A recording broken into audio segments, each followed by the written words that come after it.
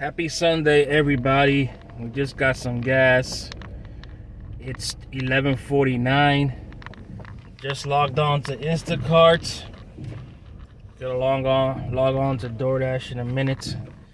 Want to come through and talk about this story I had, man. It was the end of the night the other night, and I was headed to the house. I was buying some stuff at the market, and I decided a pizza order came up for $2.50. It was going towards my way to go home. So I said, you know what? Let me just go pick it up, right? It's on the way. Let's see if something happens. I'm hoping for a cash tip. Excuse me. The last time I've done an order like that was a $2 McDonald's a few years ago. And when I dropped it off, there was a $10 tip on the app, so it went to $12.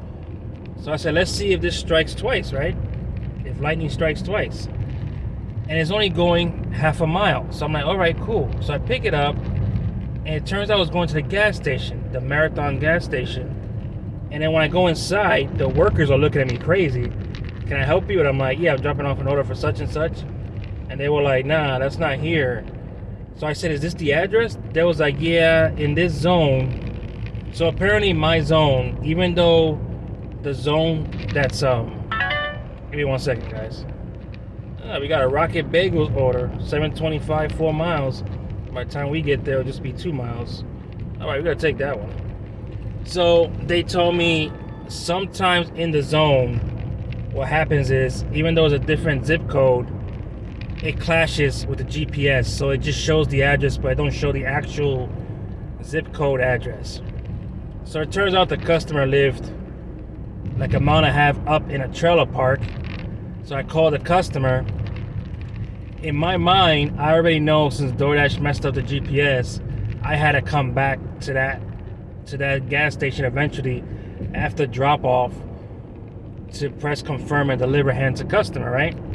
So I called a customer. He seemed like he was a little tipsy, older gentleman, but he was cool. He says, where are you? I told him where I was. Why are you over there? I said, I guess, the situation with the zip codes.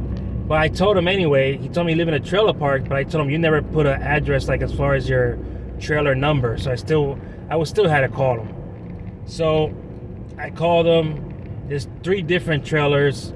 He gave me the wrong one at first, and I went to the next one and dropped it off, and he gave me $9 cash tip. So it turned to $11.50 from $2.50. So would I recommend to do this all the time? Me personally, I wouldn't. Like, that's not my style. I call it pro bono work. I do it once in a while. If I were to do it, I would probably do it with Pizza Hut, because people tend to, tip pizza drivers. So that's the only time I would attempt to do it. So yeah.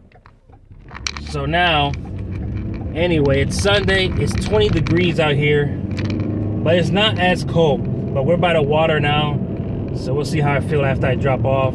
725 for Rocket Bagels, and I'm only picking up 3 items: a large iced coffee, ironically, and 2 breakfast sandwiches.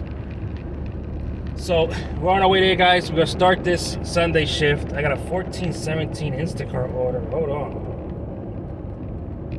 Somebody took it fast, so I know that was the one in my area. I intend to think that pizza orders and DoorDash will be busy today, and Publix might be a little busy as well. So we'll see what happens, guys. But comment below, have you done a $2 order, $2.50, and you get a cash tip, or you got screwed over? Hit the subscribe button, and we out of here.